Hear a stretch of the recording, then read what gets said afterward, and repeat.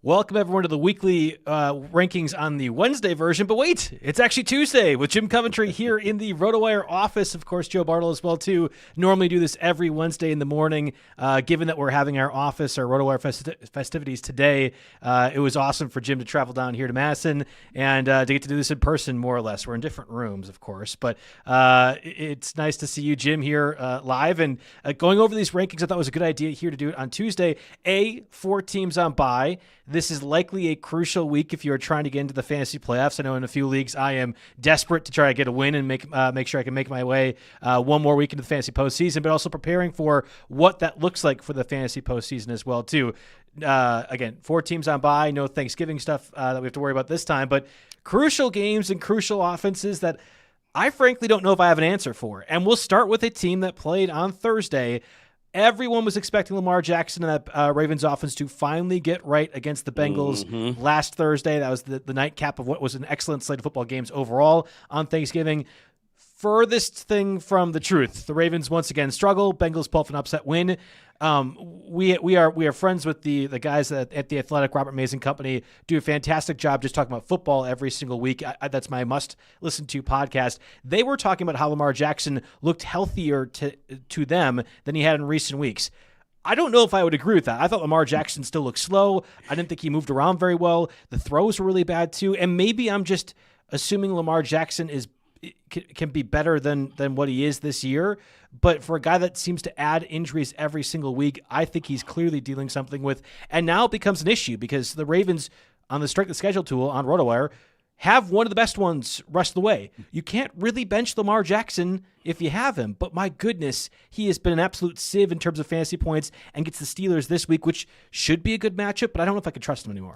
No, right now you can't. I have him at quarterback 8 with a downside tag. It gets worse. But, I mean, I can't put Caleb Williams ahead of him because the Bears want to run. And Jacoby Brissett probably should be ahead, but he's playing the Rams, and I got to give the Rams a little respect there. Justin Herbert's playing with a broken left wrist. But here's the thing. Our athletic friends, like you said, they may think Jackson looks healthier. 2 straight games. Jackson had a linebacker chasing him, and the linebacker easily caught him.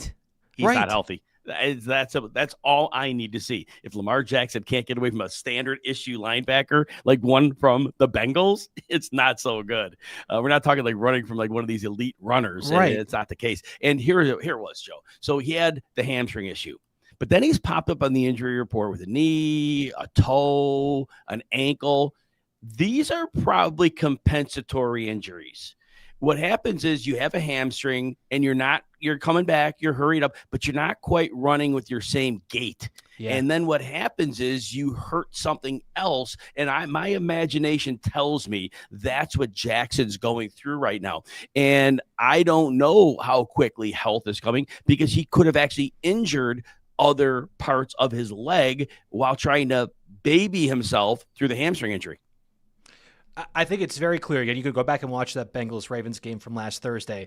What Jim and I are discussing, like Lamar Jackson, just isn't even a quarterback. Like Lamar Jackson as an athlete in the NFL is one of the quickest to he's here and then moves forward. Or if he moves to the right, then he can move forward or left. Like that, the lateral agility of Lamar Jackson and then how he's able to just, I almost feel like slither his way forward without normally taking any sort of big hits. That's been one of the reasons why I still am this way adamant that Lamar Jackson from a dynasty perspective is a totally fine quarterback for the next 4 or 5 or 6 years. Like the play style that Lamar Jackson has, given the rushing yards that you would think, it's not like it's Jackson Dart. He's not getting speared every other play. That's not how it happens. But against the Bengals, there were 3 instances, just point blank, that I counted. Why is he running to the right or the left? Just burst forward, go straight. And if there isn't that level of acceleration or agility or something that Lamar Jackson isn't comfortable with his body, we're talking about a quarterback that I think is far more fantasy valuable from a rushing perspective than passing. But if it's affecting all areas of his game, it just is really, really concerning to me. And obviously this being a pivotal game for the AFC North Division, whether either team will win in the postseason doesn't really matter. It's still a postseason berth on the line. I'm very worried. And I have been on the Angel Fire radio show on Sirius XM, 6 to 8 p.m. Eastern, the last 3 weeks saying Lamar Jackson, I'm totally fine going in and trade for him. I'll play him in the fantasy postseason. I have to walk that back, Jim, because I've been very disappointed and I think nervous, certainly after that Thursday game against the Bengals. So I don't know if you have any word to add that. Yeah, go ahead. One last word. Lamar Jackson, when you draft him, you're expecting 25 fantasy points a game. You're hoping for them over 25 is your baseline. Here are Lamar Jackson's last 4 games: 16, 10, 8, and 15. I left the decimals off, but that's the point. He has not sniffed 17 fantasy points when 25 is his baseline. That's how bad it is. Yeah, it's super frustrating. I know that your camera's like a little muggy right now, which is part of the internet Wi-Fi here at the office, which is totally fine. But you're coming in just fine, Jim. It'll be great from the talking perspective. But yeah, and I got a face for radio anyway, so nobody really wants to see my pretty mug. So I think we'll be just fine. Yeah, the Lamar Jackson part of things, super frustrating. I think also a little bit frustrating was Justin Herbert's performance against the Raiders. How much that was related to I think it was, you said fractured wrist. I thought it was hand, but either way, was badly he was bandaged and wrapped up, came back in the second half. The Raiders defense being what it is, Kamani Vidal had his way, and the Chargers pretty easily won because the Raiders offense didn't threaten them whatsoever. Completely different story this week against this Eagles defense, and theoretically Herbert should be in a spot where he could do a little bit of what Dak Prescott did on Thursday against that. I'm sorry, against Friday against what the Bears defense did, and you could probably have Vidal or, and we'll get to this in a little bit, Omari Hampton if he comes back, take advantage of the Eagles' run defense. But I don't know, like both Justin Herbert and Jim Harbaugh think Herbert will play Sunday against the Eagles. The Chargers need him to, obviously, because Trey Lance is a lesser quarterback, and that's no slight on Lance. Herbert's just that good. I can't play Herbert. I mean, the matchup already against the Eagles is tough. You have him at 12, though. I mean, that's ahead of guys like Goff or Love or Bo Nix, all who I'd rather play instead. So are you a bit more optimistic that Herbert will be fine? Look, Goff may be without St. Brown as of this recording, so I can't put him higher. If he doesn't have St. Brown, he's in trouble. And Dallas' defensive line's good. Jordan Love, the Bears and the Packers both want to run the ball. If they don't have to pass, neither team will. So I have him low. Bo Nix, come on. Bo Nix, I should put an upside tag. Every week he plays a bad team, he has an upside tag, and they'll put one there for him. But look, that's the reason why Justin Herbert's ranked at 12. If Justin Herbert is out there in a walker, he probably has a better chance with his receivers, at least getting out quick. I don't like the matchup. I don't like any of the quarterbacks after Jacoby Brissett this week at all. You're going to have to start some of them. We have the rankings for that reason. I'd rather take a shot at number 19, C.J. Stroud, and see if he comes up rolling aces, or Tyrod Taylor, who ran for 44 and a touchdown last week. But Herbert is ranked there because if he is on the field, you've got to respect the ability with his receivers to connect. But this is a bad matchup. And you mentioned Philadelphia's run defense. They're an outstanding run defense. They played the Bears. The Bears are such an incredible run blocking offense, and it's schemed up perfectly. The Bears are a juggernaut. They don't even have good running backs. No offense. They're not. Swift's not a good running back. Manon guys, they're okay. They're passable, but they are playing like monsters behind this offensive line that is just opening up space no matter who the opponent is. So I just want to point that out. And in this game, the Chargers do not have the Bears offensive line. The Chargers do not have the Bears run scheme. And Kamani Vidal, he's had 3 games against good defenses, and he stunk. He's had 4 games against cupcake defenses, and he's eaten. This is a tough matchup. Yeah, I would agree with you. I actually would have Herbert way lower. I'm nervous that there's just not going to be a whole lot of offense on either side of the ball, and in those scenarios, that's what the Eagles want to do. That's how they're winning right now, given Kevin Petula is so bad as a coordinator. It just that would play right into the hands of the Eagles if Herbert's limited or whatever else too. And let's add to this too, because Daniel Jones has been a fantasy starter for a lot of people throughout the regular season. This came out, I think, on Thursday night or Thursday. It was like right before Thanksgiving, dealing with a fractured fibula. And I think it's very evident just watching him drop back. I mean, the Texans defense, I believe, is the best in the league, but he couldn't move at all. And if Daniel Jones can't be athletic, can't move around in the pocket, I don't know what he's giving you from a quarterback position.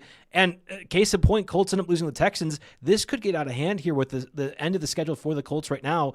Daniel Jones at 17 on your list against the Jaguars this week. Very pivotal AFC South game, but I'm not sure Daniel Jones is anywhere near play territory at all either.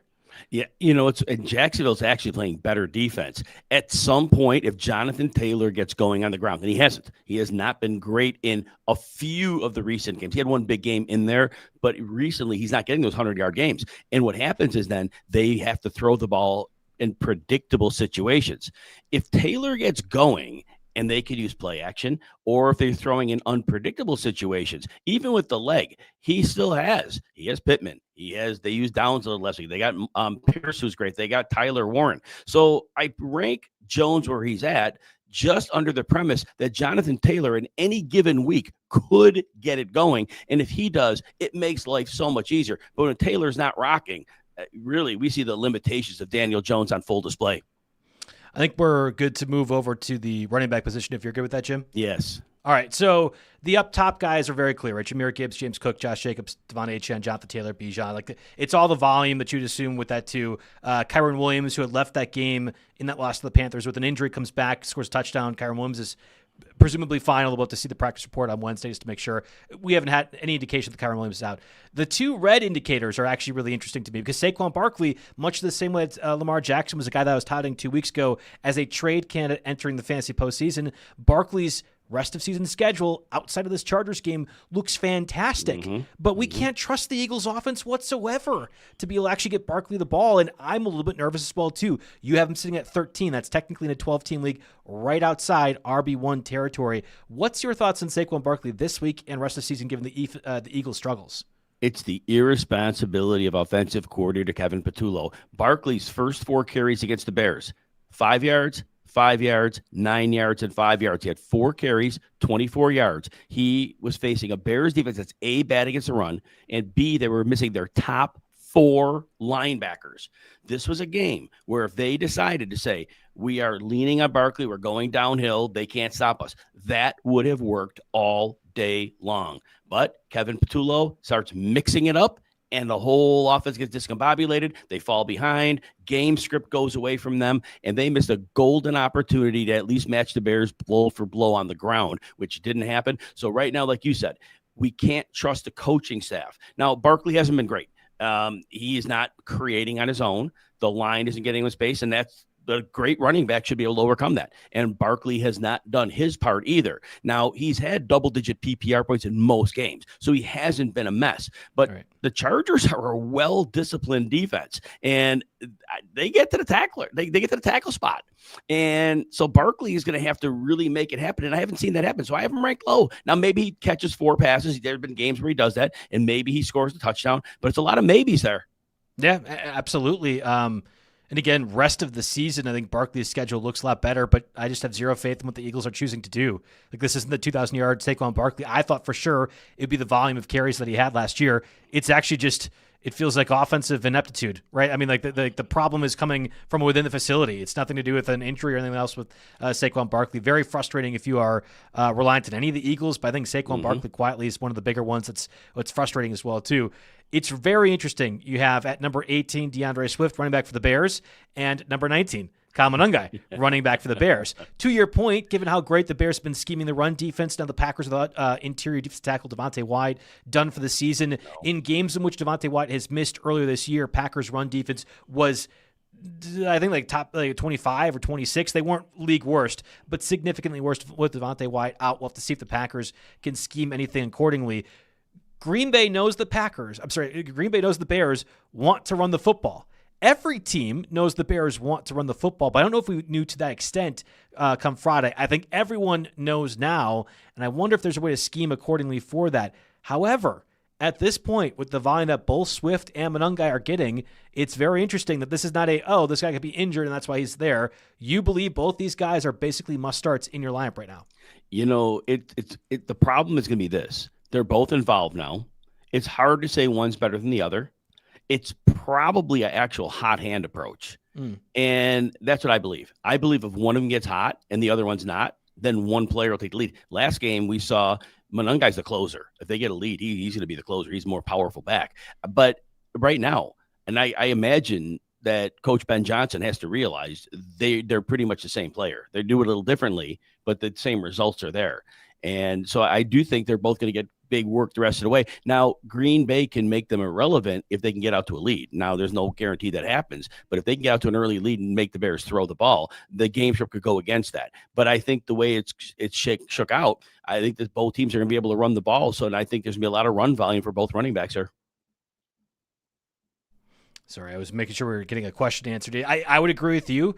I'll be very interested to see how the Packers try to defend this, because if I'm the Bears, we talk about path of least resistance all the time. If you can just pound the ball down the middle, you have Caleb Williams get easy throws off the play action afterwards. Like, I think that that's the path of least resistance and probably the way that you do so with Devontae Wyatt out again for the Packers in that defense.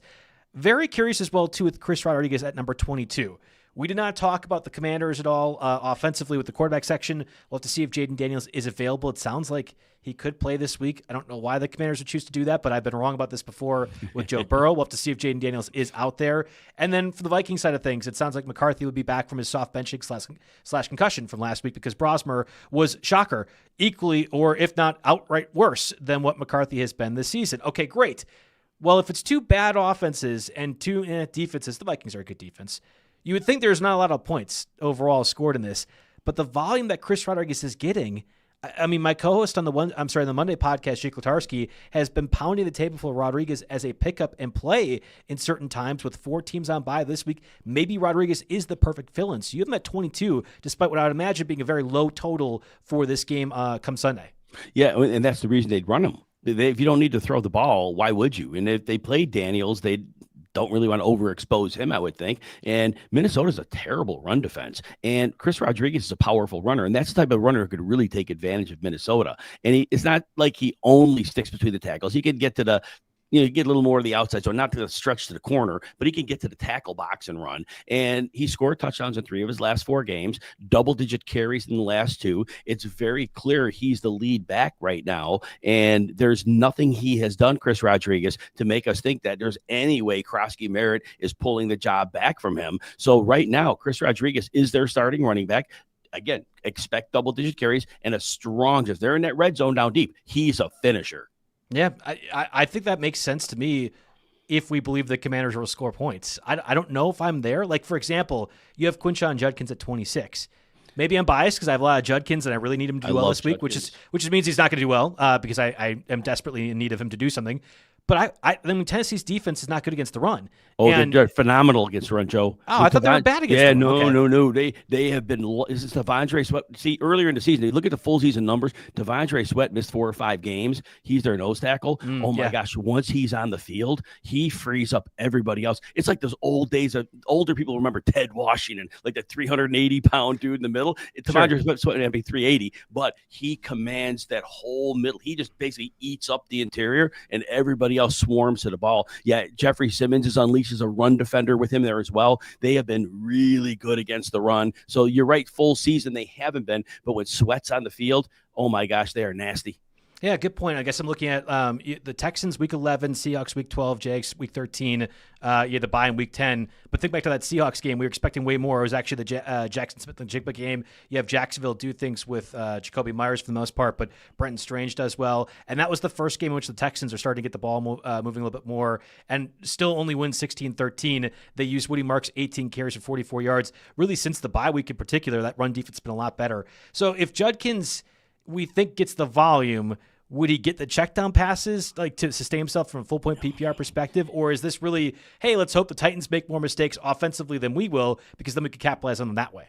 You know, last week they got a couple passes to Judkins. I don't know the exact number of how many it was. I'm going to look it up as we're talking. They did get him the ball in the air a little bit, and that really helped because he hadn't been doing that. And I don't really trust Shedeur Sanders to be able to do that because I just think that he is going to be a mess. And I tell you what, when they're in obvious passing downs this week, Cleveland, Shedeur Sanders is in a lot of trouble because Tennessee also could get to the passer, and they can't cover. That's their kryptonite coverage, but it's not like Sanders is going to test their corners. But they're going to put him under pressure. But back to Quinshon Judkins, yeah, because he had over 100 scrimmage yards, I actually had benched him in the league, and I was sad I did because I was the 49ers who really rally and tackle well. I thought they would really have it for Judkins, and Judkins played well. Judkins had 3 catches. It was only 18 yards, but that's a big PPR ad. But again, I still think this Tennessee defense, the way they've been playing, they're going to make it really hard for Cleveland to get going on the ground. And I think, but again, you could make a case for Judkins to have a higher floor. I think you can make that case easily because, again, volume's king in fantasy football. I thought the conditions in San Francisco and Cleveland for that game last week were going to be worse than what they were. It was windy, but it wasn't really like the Snow-Mageddon type of deal that I thought we were being pitched earlier this week as well, too. So, yeah, I mean, that makes complete sense. I actually went back and looked. That Colts game where Jonathan Taylor goes 12 for 153 and 2 touchdowns, that was the last time the Titans have allowed over a 50-yard rusher, I believe, outside of quarterback Justin Herbert. Ironically, was the only one that has done well, which is not their a running fault. back, Jim. If you can be mindful of the position. So you are correct. Devondre Sweat coming back has made that defense a lot better. Shame on me for not keeping up on the Titans. Oh, no. That's minutia, really. man. That's a tough one to find. Nobody cares about the Titans. It's fine. I'm a level of sick that probably isn't healthy for people. All right, let's move over to the receiving position. Again, you mentioned likely no Amon-Ra St. Brown, really critical game. If the Lions were to lose this to the Cowboys, it basically is a winner leaves a town match. We're going back to the old wrestling sort of terminology here. If the Lions lose, the Cowboys have an inside track and have the game above the game advantage on the Lions for that postseason spot. Same goes for if the Lions beat the Cowboys here on Thursday, push them out. Again, no St. Brown. It seems like we're trending towards that direction with a low ankle sprain. I made the argument, and this isn't really in relation to your weekly rankings, Jim, but on the Monday Waiver Wire podcast with Jake Letarski, I was saying I kind of like Khalif Raymond more than Isaac Tesla, who would theoretically be the bump up from a waiver wire perspective. Now, Raymond didn't play against the Packers. That's why Tom Kennedy had the 4 catches for 39 yards. If Raymond were to come back, he becomes their slot receiver. And I think Goff looks to the slot receiver more, and I think the Cowboys defense is more vulnerable to the slot receiver. Am I right with that thinking, or do you think Tesla is actually kind of a good play if you are in a deeper league format like this week? You're right. Jared Goff's not a good perimeter passer. That is for certain. But here's the thing. I do think that the Dallas corners are not a problem. So if he wants to throw some like very, very simple balls to the perimeter, I don't think it's one that Jared Goff's going to get tested on. So I think that's an advantage. The Raymond injury, he had suffered an ankle in a game a couple weeks ago, and he was quickly ruled out, and he missed the game after that. He had a DNP on Tuesday. I don't think he's playing. I didn't see it, whether it was a high ankle, but it was a pretty significant ankle injury. If I remember right, he got carted off on that one, so I don't think we're going to see him. This news actually just came down now. Lions coach Dan Campbell said Tuesday that Raymond is unlikely to be available. So okay. I had personally ruled Raymond out on my own. But all right, there you go. Yeah, confirmation there. I mean, again, I don't know how deep a format Tom Kennedy would be a play. Right. I'm just saying there's going to be a lot of offense, and especially when we get to this point of December where conditions are always going to be a factor. When we're talking about 2 dome teams that are going to be passing, there's going to be a lot of points overall. I don't know. I would think about it a little bit. We have watched since that Quinn Williams trade time and time again. You're banging your head against the wall if you're trying to get the run game established. Not that she'd be punting, but not literally punting in football, but like not that she'd be not trying to do it. But it's tough to go ahead and have that run game going. So I wonder if the short passing attack is the way to attack things. But you had a point here at the Cowboys defense. I will say this. So with the Detroit offense, remember, Amon-Ra St. Brown went down unexpectedly early in the game. There's no game plan for everybody else. So correct. Kennedy stepped in, he got targets, but I'm telling you this: the Lions know their season's on the line. That loss was huge for them last week. When they're coming in this game, Gibbs has an advantage running to the outside against Dallas. Dallas become a really good interior. Don't look at Dallas' season numbers since they got Quinn and Williams. Correct. The interior run defense is like stout, but you can get outside, and Dallas doesn't cover receiving backs well. So when you're going into this game plan, it's basically we're starting with Gibbs, we're getting as much as we can, and we're going to try to do some quick play action shots to Jamison Williams. They really layered him in well. I think this game plan is going to be very Gibbs and Jamison Williams centric. Okay. Again, you got to take a shot on the perimeter when you're in the red zone. Tesla definitely there because of Dallas corners. I don't know how much, like you said, you could start Kennedy in a really deep league because he could get some catches, but I think game plan wise, this is going to be, we have to get the ball to our best players because we cannot lose this game.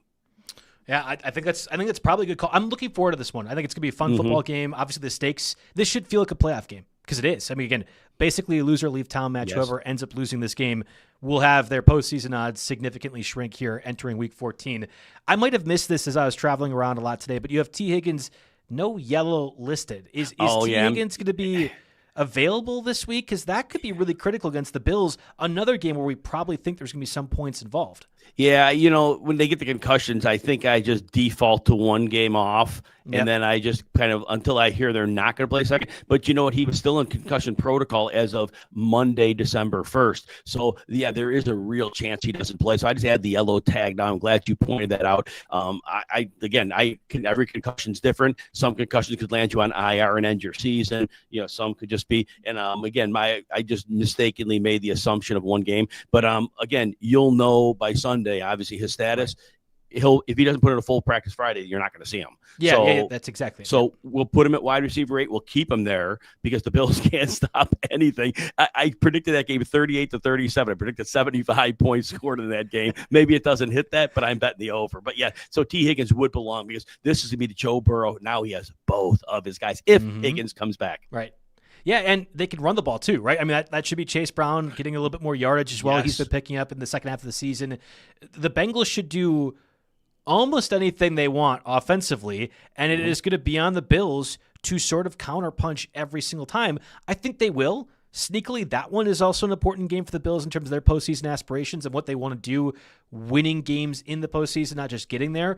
Another really fun one as well, too.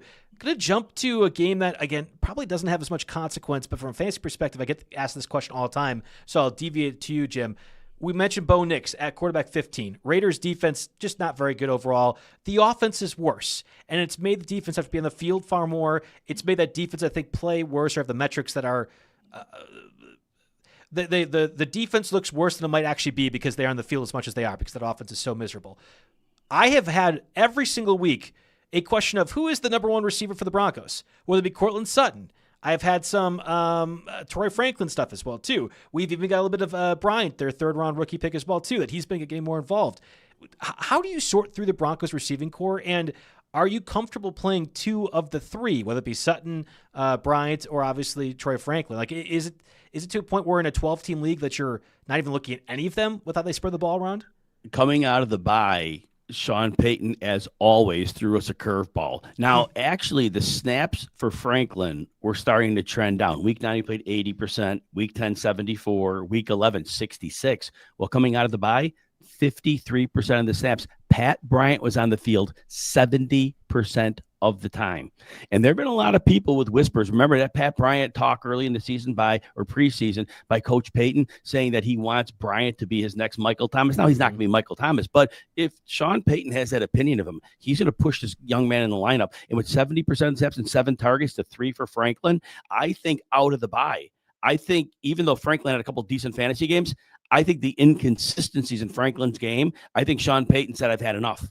And I think he said, it's Pat Bryant time. So I think quietly, Pat Bryant is moving to the number 2 role. Franklin's moving to the number 3 role. So if Bryant's on your waiver wire, look, only 3 for 42, but he had 7 targets and he had 6 the prior game in 82 yards. So Pat Bryant is really coming on here. So you got to consider him. But I do think Cortland Sutton, look, the targets haven't been great. 6 exactly in 3 of his last 5 games. He's averaging 6 targets. So the passing game is a real problem.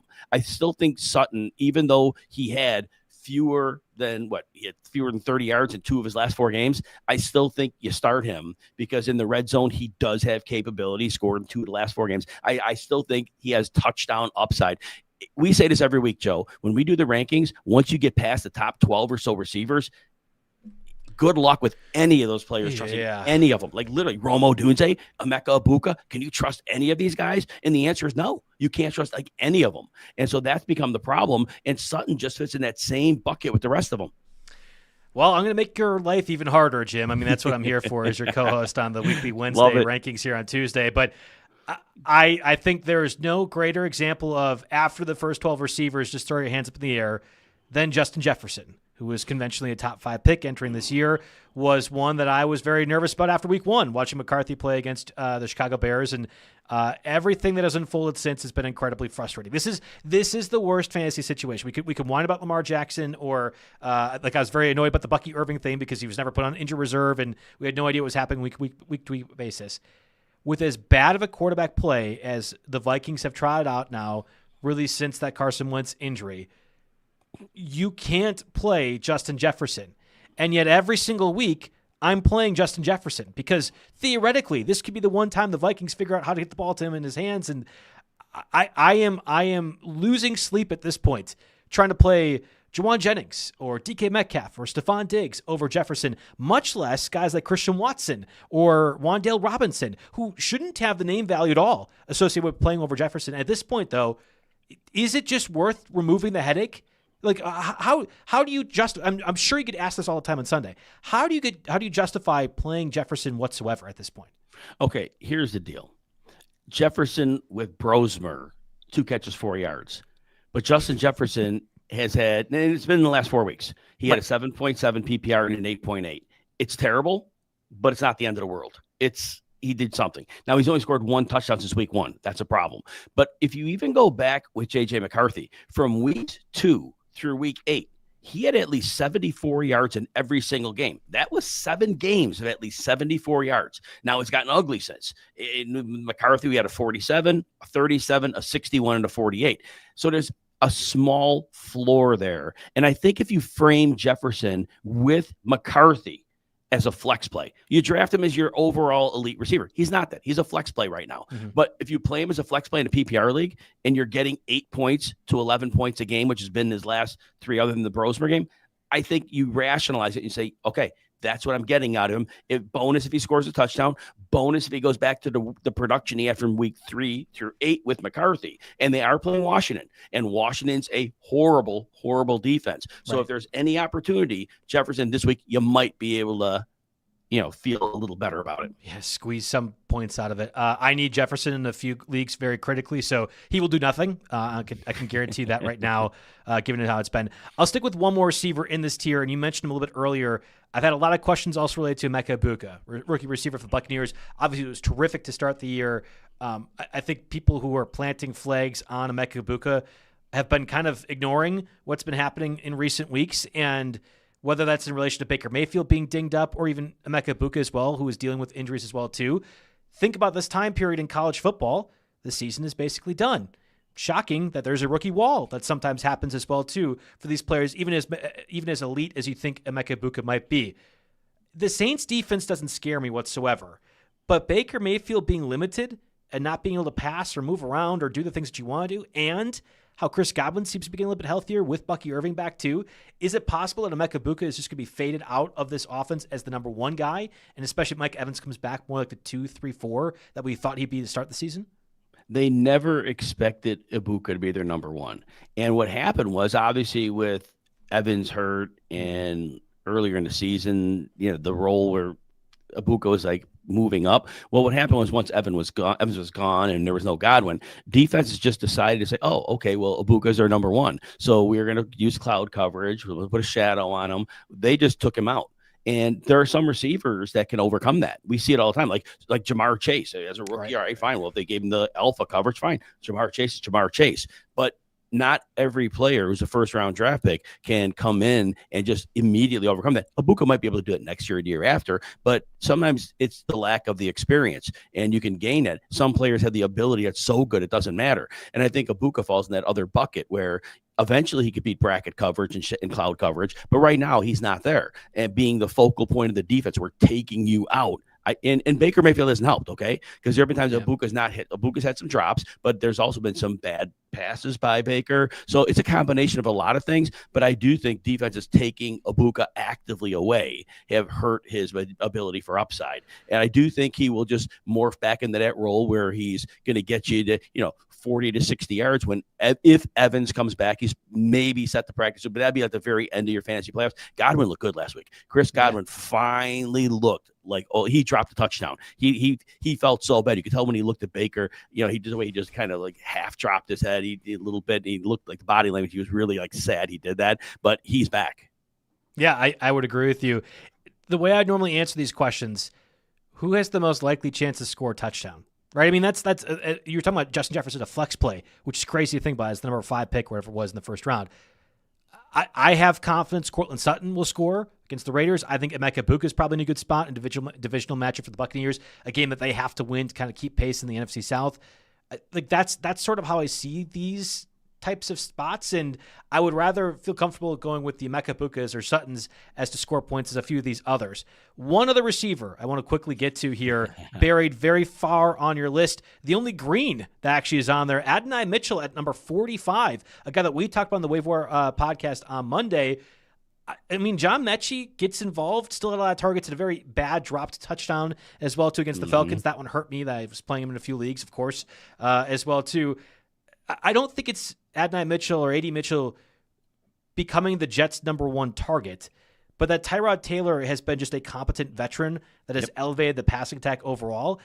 dare I say there's probably 2 Jet receivers that you could consider if you were in a pinch, especially against the Dolphins this week? Yeah, when you mentioned John Mechie, I want to point this out. The team, when they set up their game plan, it made it very clear they want to see what they haven't had in Mitchell. They definitely just focused on him. And basically, they forgot about Mechie. Well, they finally started throwing him in the second half, and it was like he was mentally out of the game. He dropped his first 3 passes. All 3 were dropped. And then he fell. I think he caught 4 then after that. But he was a typical player that you forgot me. I'm like mentally out. And I think that's what happened because Mechie had been playing pretty well. But yeah, Mitchell definitely looked great here. And actually, in his first game when he played with Justin Fields, Fields dropped a dime on him deep down the sideline for about 40 yards, and Mitchell dropped it. But that's kind of his calling card. But yeah, we have to put the upside tag because Miami has actually been a great team against the run lately. They've really shortened. They went from being bottom feeders to being like very disciplined in their handling business. But you can definitely, those corners, you can attack them. And I do think they're going to take some shots on those corners. And that means that Adonai Mitchell, who's been seeing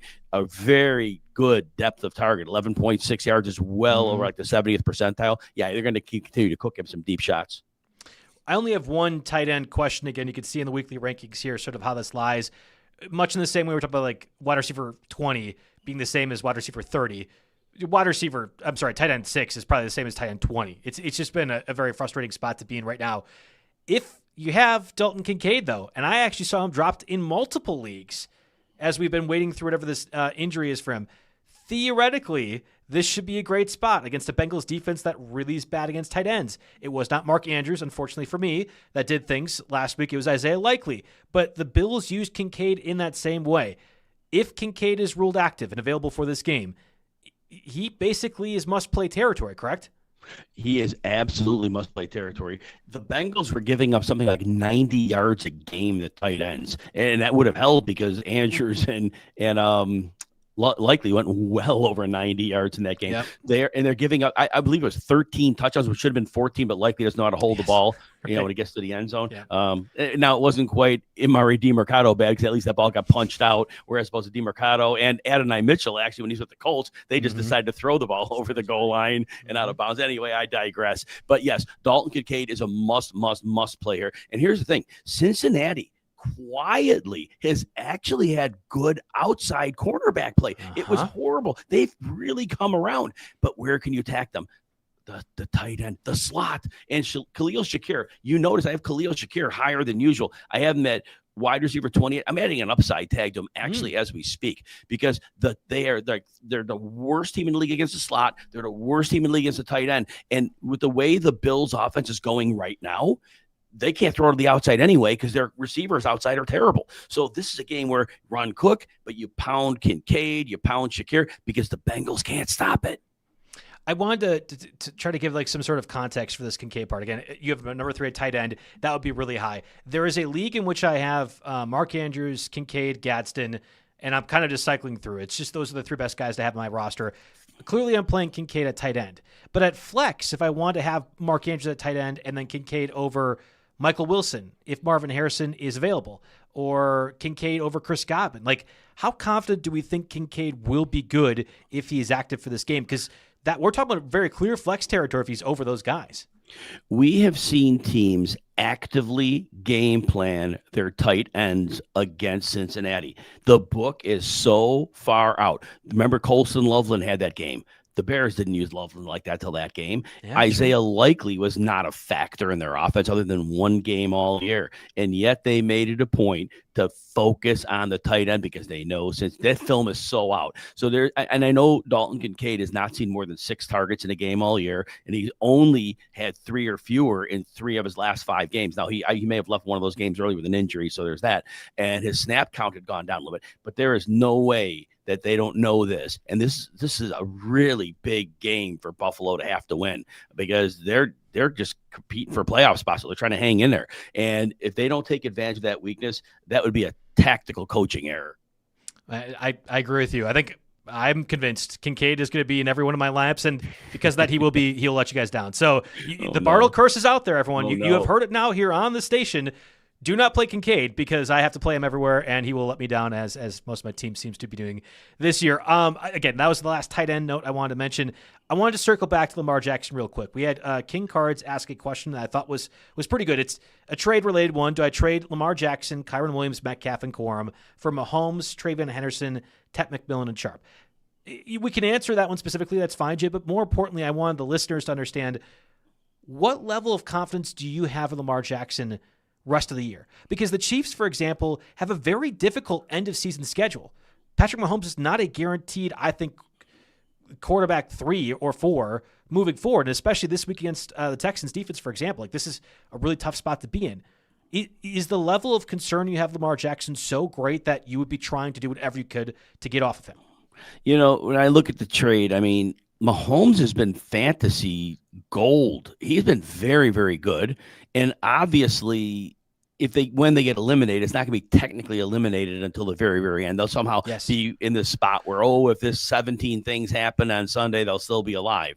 So they're going to be alive. And to go to a quarterback that scored less than 16 fantasy points in the last 4 games, it is too big of a leap of faith because he could have injuries. Who knows? He could have a turf toe. Who knows? Right. This has been a problem for 4 weeks. And that was after he was off, 4 weeks or something like that. So this is a problem. And if you're going to invest him, that's a massive shot when you're going to your fantasy playoffs. I get it if a player had a couple bad matchups, underperformed, you're buying low. But this is a case where this may be an injury that's not getting better. And do you really want to stake your fantasy playoffs and possible championship on the fact that he may not be healthy and you don't know it? I think that's entirely right. And I later asked, the other parts of this because I think there's a lot of I could like this guy or that guy. It depends on what your roster is. To me, it looked like that Mahomes is obviously an upgrade over Lamar Jackson. Henderson is at minimum a wash, I think, rest of the year for Kyren Williams. Correct. And that Tet McMillan was a major enough upgrade over Metcalf where I recommended taking that Mahomes side of the deal. But it's just important context. Again, somebody else asked earlier, and I think this was a good question as well, too. Do you start Love or Lamar Jackson again? We have this on the weekly rankings. Lamar Jackson is 8. Jordan Love is lower at 14. You would say start Lamar Jackson over Jordan Love. But I think it's fair to be having reservations about how bad Lamar Jackson's playing. I mean, he said it here. I don't really know what to do with Lamar Jackson's recent play, and Jordan Love obviously played excellent against the Lions on Thursday. The downside tag I put in these is really important. We rank Lamar Jackson 8 because we don't know if he's healthy or not. We don't know if this is the week he gets healthy. We rank him 8 because of his body of work. But the downside tag means there is significant risk of another dud. And so what I'll say is this. If you're a favorite in your game, you'll get a floor out of them and you'll be fine. But if you're an underdog and you need ceiling, I just don't see Lamar Jackson putting in a ceiling game right now. So I would take a chance on a different quarterback. I would take the lower ranked quarterback because I think Jackson's upside, until we see some tangible proof that there is upside, he's merely a floor play and that's it. I think that's exactly how I put it too. Lamar's career body of work would say that there is very much a ceiling play and that there is upside. And that the way that you would frame it, again, I agree, that Lamar Jackson's just a floor play would be wrong because Lamar Jackson is the guy that could get you 45 points in a single week. That person isn't there. No, I have been trying to do the monkey thing where you're holding your eyes and holding your ears. No evil, hear no evil. Right. Yeah, I was trying to ignore it. He'll get better. I promise. Maybe it's because it's on a national stage. Maybe because I was hungover from Turkey. That was not the Lamar Jackson that I thought he was going to be. We're talking about a month after this hamstring injury that kept him out multiple weeks. If we're talking about 2 months where he still isn't that guy, when is he supposed to be that entering December or January when it matters for us in the fantasy sphere? So real quick, there's a tight end question. Yes. Tight end question is why so high on Gadsden? I'll explain this. 2 of those games he had were game script. They didn't need him in 2 of those games. One, it was the game where Justin Herbert passed for 86 yards and they got blown up by the Jaguars. Nobody had stats in that one. The last game they played, they just ran the ball because they were in control and Herbert was hurt. So that said, Gadsden is ranked where he is, and that's tight end 8. Look what's beneath him. Goddard's had 20 yards a game for the last month.